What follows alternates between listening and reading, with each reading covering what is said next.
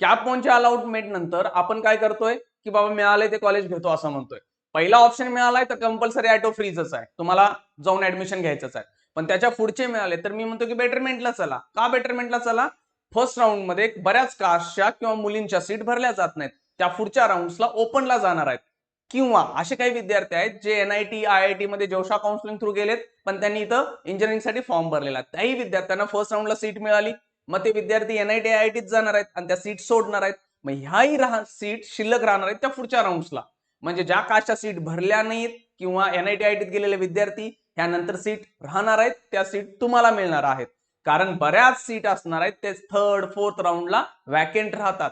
काही विद्यार्थ्यांची first राऊंडला form चुकीचा भरलेला असतो, फक्त एक ठराविकच कॉलेज टाकलेत, मला सीएसच ब्रांच पाहिजे किंवा मला तसंच पाहिजे, त्यामुळे त्या विद्यार्थ्यांना सीट मनासारखी मिळत नाही किंवा अलॉटच होत नाही. अशा विद्यार्थ्यांनी पुढच्या राऊंडला गेल्यानंतर नक्की फायदा होतोय.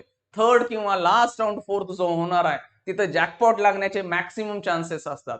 थांबा, नुकसान काय नाहीये. 1000 रुपये तर काय एकदाच भरायचे आहेत. मग तुम्ही पहिल्या राऊंडला घ्या ऍडमिशन किंवा लास्टच्या राऊंडला बेटरमेंटचे 1000 रुपये भरून घ्या, चांगल्या पद्धतीने बेटरमेंट करा आणि आपण परत कोणत्या कॉलेजला सीट किती राहिलेत, कट ऑफ काय झालेत ह्याचे व्हिडिओ लगेच बनवू आपण. फक्त प्रत्येकानं बेटरमेंटला जावा, नुकसान काही होणार नाहीये. काही विद्यार्थ्यांचा फिक्स असेल की कट ऑफ सीओपीचं कम्प्युटर सायन्सच मिळाले, आता टीएफडब्ल्यूएस काय मिळत नाही आम्हाला, ठीक आहे, त्यांनी कन्फर्म ऍडमिशन करून घ्या. पण मॅक्सिमम विद्यार्थ्यांना बेटरमेंटला फायदा होईल. फायदा जरी झाला नाही, अपग्रेड जरी झालं नाही तर नुकसान नाहीच आहे ना.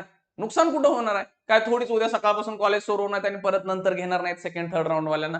असं काय नाही आहे. थोडंसं शांत बसा, 1-2 दिवसामध्ये बेटरमेंट करून परत पुढची स्ट्रॅटेजी काय बनवायची आहे त्याचे व्हिडिओ बनवूया आपण.